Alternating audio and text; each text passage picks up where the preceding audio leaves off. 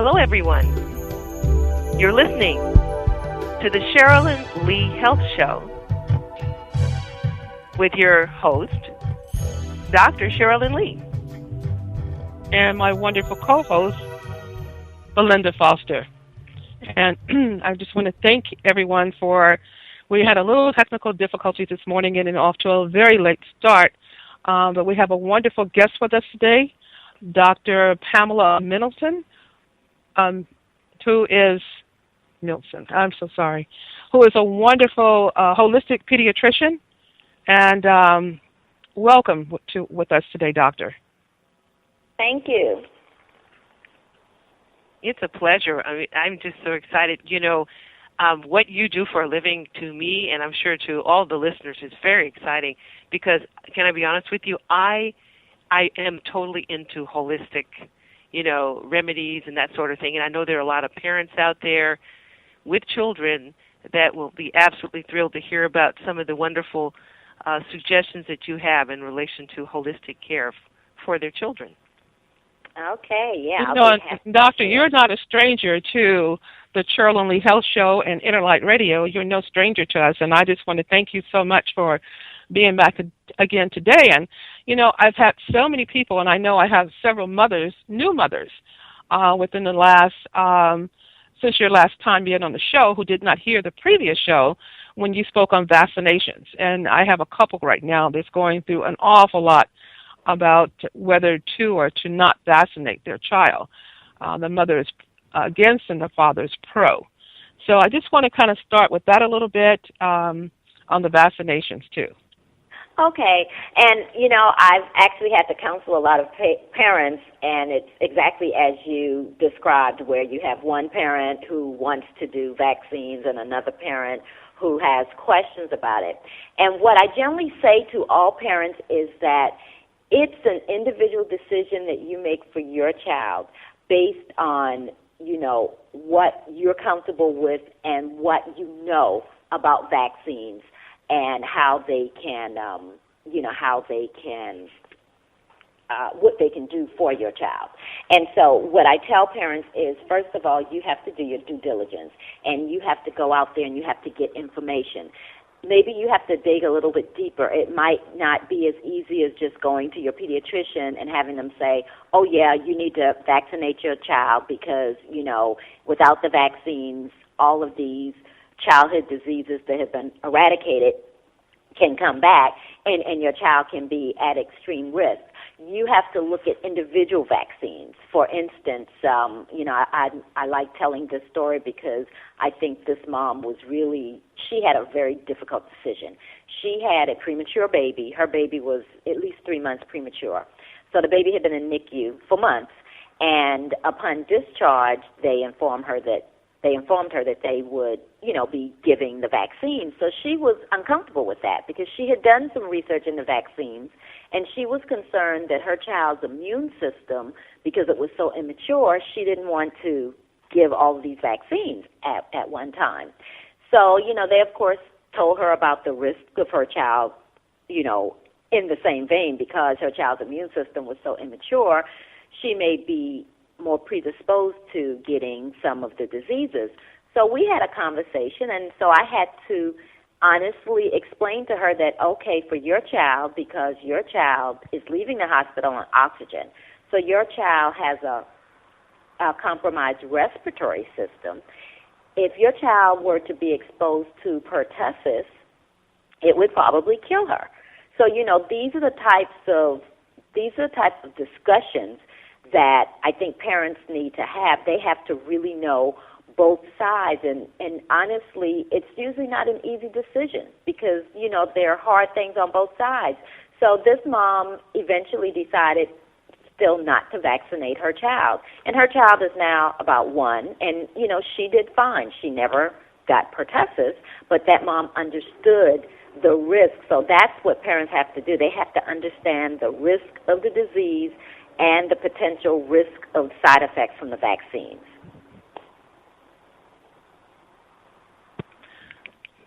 And one of the things I wanted to ask you about was, especially what's going on today I think throughout the country, is this whole thing with the flu epidemics.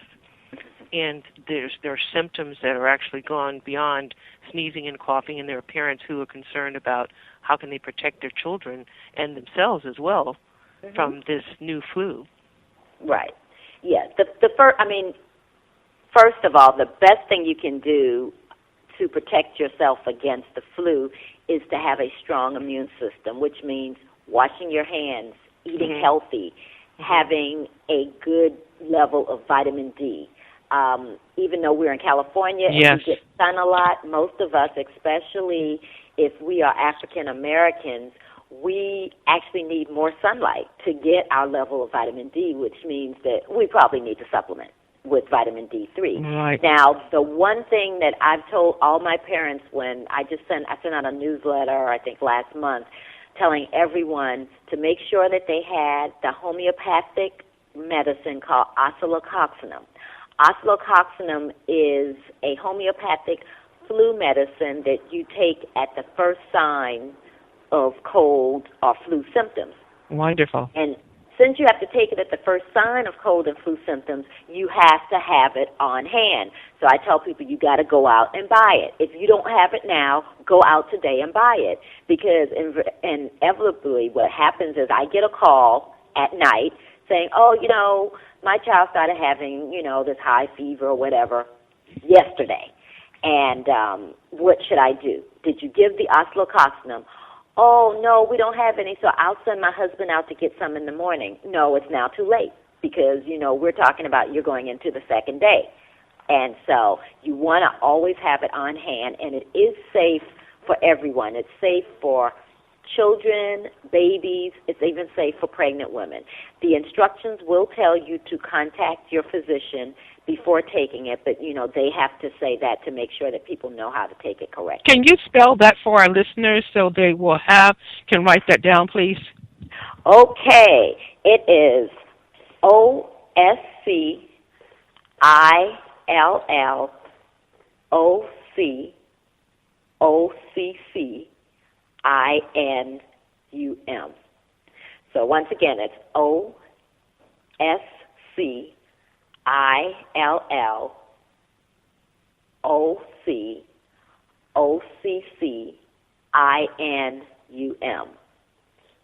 And that's something that you should have in your file, in your medicine cabinet. And I shouldn't say medicine because I'm not big on medicine at all, but that's something that you should have on hand all the time, especially traveling.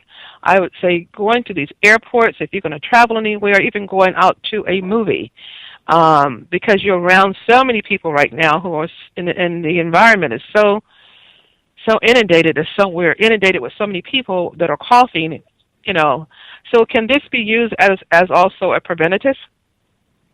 Well, let me clarify. The company cannot market it as a preventative in this country. But I can just tell you how I take it, and I personally take it as a preventative. I take 1 dose a week during flu season. So that's me, Dr. Pam, saying what I do. What do you do? Yes. That's what I do. So I'm not telling you that if you take that, you're not going to get the flu, but this is just what I do. Okay? And safe for infants. We have someone that said, our wonderful engineer here, Jamal, his son is 17 years old, and he's never had any vaccinations, and he's never had the flu or a cold. Okay. Mm-hmm. Yeah, great diet, too. And that, because people ask me that sometimes, you have patients in your practice who don't have vaccines, how are they doing? I'm like, they're generally extremely healthy children, but the one thing we have to look at, and I have to be fair about it, is that the parents who choose not to vaccinate their children, they also make sure that they boost their immune systems naturally, primarily with having a healthy lifestyle and a healthy diet. So on one hand, you're looking at children who are not vaccinated and they're eating healthy. And then on the other hand, you have children who are totally vaccinated on the McDonald's diet. So, of course, the healthier child is always going to be the one who is not vaccinated and is eating healthy. A lot of people are asking for more research. And now that we have such a large population of unvaccinated children, they really can do research that's looking at the differences in vaccinated and unvaccinated children. And hopefully that's something that we will see a little bit more of coming up in the future. However, I always say that the problem is that the whole vaccine issue is like a religion. People just have their belief, and they don't even want to listen to anything else. So, that makes it difficult when you're talking about science, because science is just supposed to be about science and not about, emotions. And this has become a very emotionally charged topic. Oh, most definitely. And I want to say, too, because, there's been so much research that has been done, and then we'll move on to something else. But, vaccinated, I have actually two questions. One, vaccinated children, have they found more problems or are children with autism and ADD that was unvaccinated? Have there been any studies done on unvaccinated children and ADD, ADHD, and autism? Yeah, but really, and I'm glad that you were asking about that, because that's like right at the basis of the controversy. I am actually what's called a GAP certified practitioner, and that stands for Gut and Psychology Syndrome. Yes. And based on gut and psychology syndrome, the problem with the children who end up with ADD, autism, learning disorders, dyslexia, dyspraxia, it's generally a gut dysbiosis. So what happens is if you have a child who has a gut dysbiosis, they are predisposed to these things, and there are varying things that will make them worse. So you start off with gut dysbiosis maybe because, you were born via C-section and then you weren't breastfed, so that's a good setup for gut dysbiosis right there.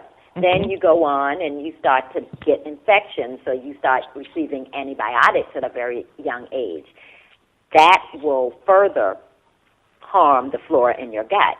I see. You further go on and maybe get a vaccine, or, we have all the environmental insults. We have the air that's not so clean, the water that's not so clean, the food that is, a lot of it is not even real food. All of these things, so you really can't pick one thing out. It's really a combination of things that can lead to that. And the reason I say that is because you have children who are predisposed, and we have had families where one child is on the autism spectrum, so the parents don't vaccinate their second child, who also ends up on the autism spectrum. And once I learned about gaps, that made more sense to me, because this second child was already predisposed to getting autism, and it was probably because of a dysbiosis that was passed down from the parents. Right. And I know some of the B vitamins, had a lot to do with if a person had dysbiosis. I think it's biotin. It doesn't work well when there's problems with the colon itself.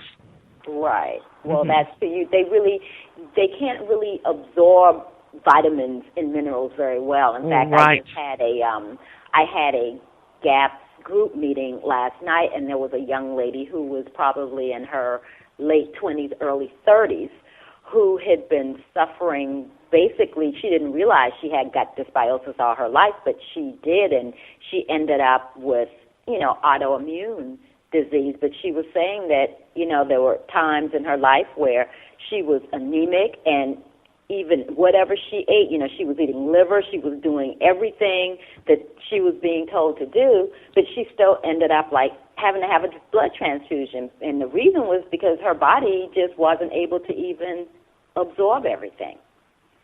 Yeah, I can see that happening. That's where you're getting your nutrition from the gut, so from the intestines. So we want to make sure that is working well. Now, since now they're giving the flu shot to pregnant women, do you see that, posing a problem to the unborn fetus? I do see that as problematic. Now, first of all, I must say that the reason that they give the flu vaccine to pregnant women is because they feel like a pregnant woman is at a higher risk if she does get the flu of, having a bad outcome, because she, once again, doesn't have the proper respiratory drive. She doesn't have the normal respiratory drive that she would have without being pregnant. However, when you inject a pregnant woman or you do anything to a pregnant woman, depending on where she is,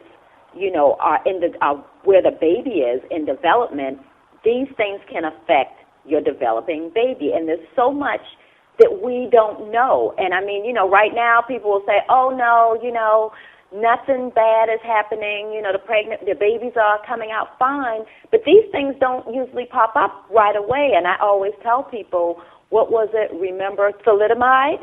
When thalidomide first came out, everybody thought that was great to give to pregnant women, right? All the doctors gave thalidomide to their wives. For what? For morning sickness, and they found out that actually caused birth defects. So, obviously, we don't always know the full effects. So sometimes I think we have to maybe look back in history, and we need to be careful at what we're doing. Like, instead of, my whole thing is, if you're a pregnant woman and you really want to get the flu vaccine, you're really afraid of it, you really need to understand that this can affect your unborn child. So maybe you should try to do some other preventive measures to protect yourself from getting the flu other than getting the vaccine. And I think a lot of pregnant women, they don't think there's a problem because their doctor is saying, yeah, you need to get the flu shot. Oh, it's totally safe. And their doctors actually believe that too because, no one has seen any studies right now saying it's not safe. But we haven't been doing it long enough, so, I'm just afraid that we're going to figure something out, like in the next few years, and it's going to be too late to go back. And, Doctor, can you explain for the listeners, for those who are not familiar, what is thalidomide? Oh, I'm sorry. Okay. No problem. Thalidomide, I think that happened, it was years ago now. I can't even remember how long ago. But it was something that was given to pregnant women, like for morning sickness. And then what happened were that these babies ended up having birth defects, like they would have, maybe limb deformities. And I think, if I'm not getting it mixed up with something else, the young ladies, the females ended up with cancers, the babies themselves, when they got to be, a little bit older, a lot of them ended up with, like, I think ovarian cancer or uterine cancer or something like that. So that was, and I don't know if I'm getting thalidomide and DES maybe mixed up. I might be mixing a couple of things up, so I'm sorry if I am. But it led to birth defects. So once again, it was something that was given. It was given to pregnant women, and it was considered totally benign. And it ended up not being benign. But the one thing that I always remind people that everybody remembers are cigarettes. And if you were to go back, you can find statements saying that cigarettes have not been shown to cause any health problems. And and I was at a conference where somebody actually showed that, because back in the day, before enough research had been done, there wasn't any research that showed that cigarettes caused any health problems. So, I think we have to be careful when we hear those statements today, because just because there's been no research that shows health problems, maybe the research just hasn't been done yet, or we hadn't had enough time to show it. It's not to say that it really won't cause anything. So that's something that's very interesting what you're sharing right now, because what you made me think about immediately is, I remember, because I love classic movies, and I remember watching a couple of films recently, something like from the 1950s, the MGM, great films like the classics, but there are scenes where you might find an actress portraying a pregnant woman, and she's smoking a cigarette. Mm-hmm. And back then, like you said, there was no real forward expression of what cigarettes can do to the health of an individual. So back then it was thought as, it's harmless or it's cool, because there were a lot of ads that were going on television, cigarette ads, and it was something that people felt comfortable with in terms of shooting films or writing actually the smoking component into the movies, into the TV shows, whether the woman was pregnant or not. So you're absolutely correct about that. Mm-hmm. Yeah, so. You know, and we have a viewer that just wrote in a very interesting question, Doctor, and she says here, "Hi, I am a working mom. I have 3 children, ages 5, 7, and 9. I work full-time, and I don't have time to prepare meals for my family. We eat fast food every day. I'm concerned about the nutritional wellness of my children. Is it possible that I can supplement their needs through vitamins as opposed to other methods? I'm trying to figure it out." Working mom. Okay. Great question, and, you know, that's very practical because I hear that a lot, especially among some of the moms, like in L.A., when I go up to L.A. to work. And yes, the answer to that is kind of twofold. Like, no, you can't supplement a bad diet, per se, like McDonald's diet. You can supplement to make sure your children are getting the nutrients that they may not be getting, because most of us still, you know, unless we're eating really healthy, really probably juicing, most of us are not really getting all the nutrients that we would need. But the suggestion that I would make to that mom is to try to take some time out on the weekends and cook something like a large meal that can last through the week. And if not through the whole week, at least through half of the week. So her kids are not out idea.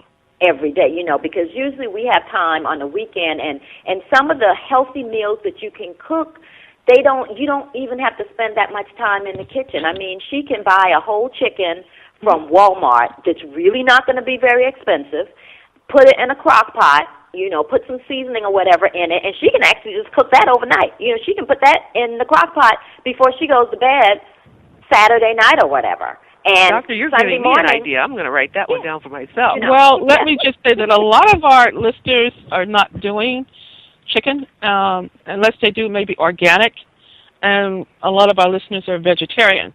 Right. But doing that in the crock pot and preparing a meal in the crock pot, she could just put all her vegetables in there. Yeah. Kind of leave the bird out. And, yeah, I mean, whatever you're going to be cooking, you can put it in a crock pot, and that's really, you know, because the crock pot has become my friend, because I know that I can stick something in the crock pot at night before I go to bed, or in the morning before I leave for work, and when I come back home, it's done. You know, and generally in the crock pot, you have enough that it's going to last you for a few days. You know, this isn't like a one-meal thing. You're going to have something to last you for a while. And so that's what I would recommend for her, because, you know, the damage to her children, I cannot even, you know, with like the fast food, there's just, I don't even want to get into the list of the problems that she could have down the road with them. You know, I had a patient years ago that I was working a clinic part-time in the community here, and this little boy came in. He was 8 years old, and his cholesterol level was 800. Oh my gosh! It was. I really thought the lab made a mistake. It was 800, and you know, going over his diet history, he had McDonald's on the way to school. He had McDonald's for lunch, and his mother gave him enough money to pick up a snack from McDonald's on the way home before dinner. Mm-hmm. And I must say one more thing about McDonald's, and I don't want to get in trouble with McDonald's, but I didn't mean to say McDonald's. I should have just said fast food. Fast food, right? Okay, but let's just say fast food, so we won't pick on McDonald's.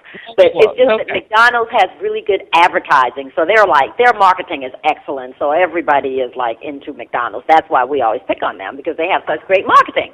But one of the things I want to caution parents, because when you're eating fast food, any fast food, or, you know, even packaged foods, those foods are processed. So what's happening, a lot of the fast food places are kind of tricking you into believing that you're eating healthy food, like certain places now have apples in a bag. When you think about it, that's a problem. These apples are cut up. Now, you know, if you cut an apple up and sit it on your counter and come back an hour later, it's starting to get brown, right? Because that's right. It's got its natural enzyme. That's what it's supposed to do. That's an example of a nice, whole, live food. Those are the types of foods that we really want to be eating. But when you go to these fast food places, you got the little packet. It could be in that packet for a while, and it's not turning color. So what does that mean? That means there's a preservative on that apple to make it not turn colors. Yes. Which means it's not really as healthy for you as you may think. So, these are the type things that people are kind of getting caught up because it's convenient. And you think, oh, it's convenient, and now it's healthy. No, it really is not healthy, So it's healthier for you just to go on and it doesn't even have to be expensive. If you maybe go to the farmer's market, if you have one in your area, and I understand that can be an issue too in a lot of the inner cities, but if you can try to find some fruits, just regular fruits, fresh fruit, to give to your children. And if you're in an area where maybe it's hard to find fresh fruit, get frozen fruit and make smoothies. They will love it. And maybe the smoothie thing, might have to be on the weekends or whatever because you may not have time to do it during the week. But, just try to start incorporating healthier things, and the children will actually like it. And once they get used to eating the whole live foods, the processed stuff doesn't taste good. Literally, I have patients. There was one patient that the mom said that at her birthday party, she let her have birthday cake. That was like the first time she had really had anything sweet like that.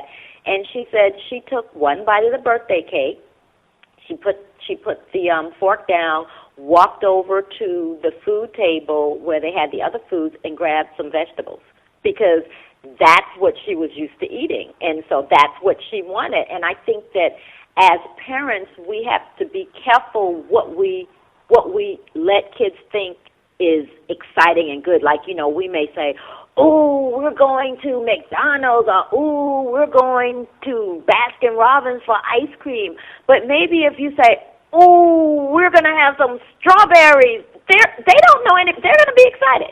Yes. Whatever you get excited about, they're going to be excited about. So, we have to start training our children early like that so that, they won't have these health problems later on. Exactly. I know my children, and I didn't even know all this one because my oldest just turned 37. And 30-some years ago, I didn't know what I know now. And what I did then was I would take an apple, a fresh apple, and decore it and bake it a little bit in the oven, just a little bit. Put a little cinnamon over it, and set it on a beautiful dish and set it to the side and said, this is your dessert. Mm-hmm. And they would always say, well, where's our dessert? But they were looking for something like that. So, and then later on I would get frozen, like you said, do the smoothies, but I would also put, some carrot in there, not a lot because it's sweet already too, a little carrot and some spinach. I would put in there some zucchini, not a whole lot, but it also had their fruit in it when they were growing up, because a lot of times they didn't want to eat. But my children grew up eating salads and raw foods prior to a cooked meal. And the way I did that with them years ago, I would let them pick out their own salad dressing and put their name on it. So they said, well, this is mine. And even to this day, I still only have one child that loved blue cheese. The rest of us can't stand it. But she was able, they put their name on it, and they know this was mine when they were very little. So they had raw cabbage, and they had everything all chopped up nice into a beautiful little dish, and that was set before them before their cooked meal. So they had a nice, wholesome salad before their meal. So they grew up that way. Right, yeah. And that's wonderful. That's great, and that's another way to do, spend family time. So, the time, like if you think about, a lot of times people say, well, I don't really have time to cook. I don't really have time to do this. But we kind of do some other things that if we switch it around. So if you're saying you don't have time to cook, but you come home from work and you really go straight to bed, then okay, fine. But if you come home and everybody sits around and looks at TV for a couple of hours, you can be cooking during that time.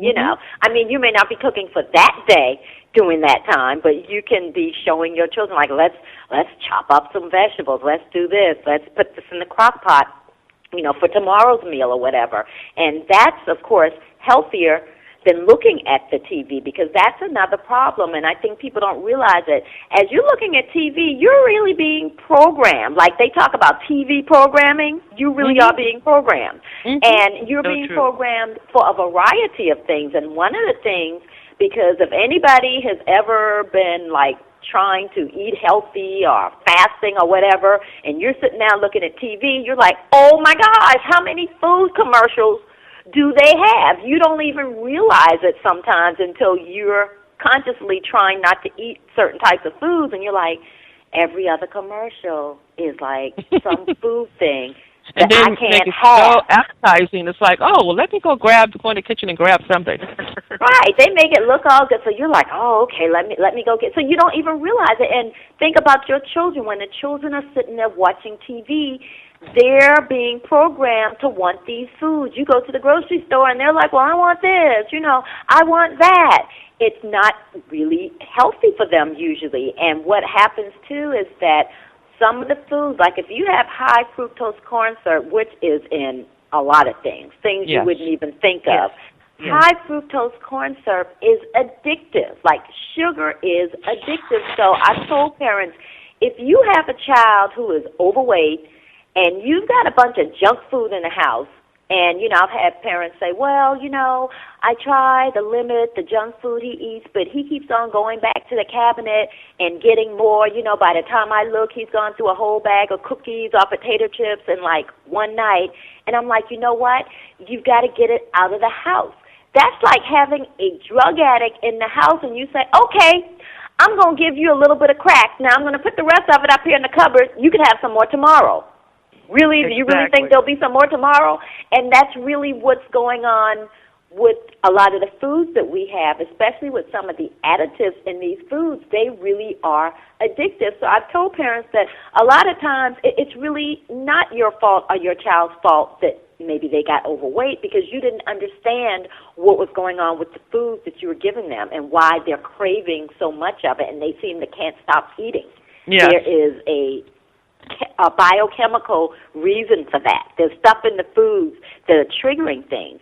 And in that same vein, I don't care what people say, there are things in foods that will trigger certain behaviors for certain children. If you have you a want child... to name a couple of those? I know the snow cone. I know my daughter has stopped somewhere. It's a new company in the area. And the snow cones, it was a hot day, and she said, okay, I'm going to let you guys get a little treat of this snow cone. And I'm thinking, oh my goodness, their mouth. One of my grandchildren, their mouth was purple, and the other one was bloody red. I'm like, oh my goodness, all those dyes. She said, I forgot about that. I'm thinking it was berries. I'm like, oh no, that's not berries. That's the chemical. And they were bouncing off the wall. Yes, and and that's a big thing with the children on the spectrum. And I have to explain to parents that what happens, especially with autistic children, a lot of times they will crave foods. Like you have an autistic child who may only eat like 2 foods, one of which seems to always be chicken nuggets. But they will crave certain foods, and that's all they want. And as their parent tries to take them off of those foods, it's like their behavior becomes just crazy wild. And the parents are like, oh my gosh, but I have to explain to them that, once again, it's like a drug, because what happens a lot of times, we crave the foods that we really shouldn't be eating. And so in children on the spectrum, they will eat foods, and these foods will actually release endorphins, which make us feel good. That's like what the drugs do. And so that's why they really want those foods. So when you take that food away from them, once again, it's like taking drugs away from a drug addict, and they will react to you. And and I was just telling somebody recently, as long as I explain that to parents so that they understand what's going to happen, then usually they can deal with that. But they have to be prepared that this is what your child is really going to totally freak out on you. It really is going to happen, Right. And so they're going to appear to be getting worse before they get better. And so on a lower level, because if you're not on the spectrum, obviously it's generally not that bad, but we can still have food cravings, because I know I do crave some foods that are probably not good for me. Like I crave peanuts sometimes, and peanuts have aflatoxins. They have fungus associated with it. So I'm like, okay, what's going on? Does this mean like I'm kind of feeding a fungal infection here that I'm craving these peanuts? I don't know, but there are times that I'm craving peanuts. And it's usually at times when I'm not really eating as healthy as I need to be. Yes, and the body will tell you. We have someone that asked a question about the vitamin D. What is a good supplement or herb for vitamin D? I always say, as a practitioner, it's always good too, before you start taking supplements of vitamin D, to find out your vitamin D3 blood level. Right. You want to find out what your blood level is first. And then, then there's different sources of vitamin D. I kind of work with one that's from a company that's a liquid, because it's a fat soluble and has some other good things in it too. And it also has minerals, since I see this as part of their question too. They were told they were not absorbing minerals, and how do we start to absorb? That was a question from one of our listeners, and thank you so much for emailing that question in to us also. But first of all, you want to get with a practitioner and find out what is your vitamin D blood levels. You can ask your doctor to run the test, because they're finding through research, anyone that I think is over 60 and better, with especially adults, that your chances of developing a lot of problems and autoimmune and especially cancers, that they find it to almost be zero. So there's a lot of research out there, especially for those who have low levels versus those who have a normal level, and keep it normal, because you can become toxic with vitamin D. So you want to make sure that you are checking your levels to know what they are. Correct. Now, the one thing that I generally tell people about vitamin D also, though, is that it's also very preventive for the flu. Now, and so what is safe, if you get sick right now and you hadn't tested your vitamin D levels, you can go on and take vitamin D. You can actually take fairly high doses of vitamin D, but only for a short period of time, so like for a few days. But you don't want to continuously take vitamin D without getting your levels checked, like Dr. Lee said, because you definitely can it can be toxic. Yeah, there's a well-known nutritionist that ended up, I don't know what happened, but he took a little too much and ended up in the hospital from vitamin D. So you have to be very careful too. But again, like you said, if you have a cold or something, you definitely can load up for a short period of time and then pull back and start having your levels checked. But your levels are normal and you're eating well, your chances of developing a cold or flus are very, very slim. Slight cough or something, but you won't be bedridden when you keep your levels and things up really well.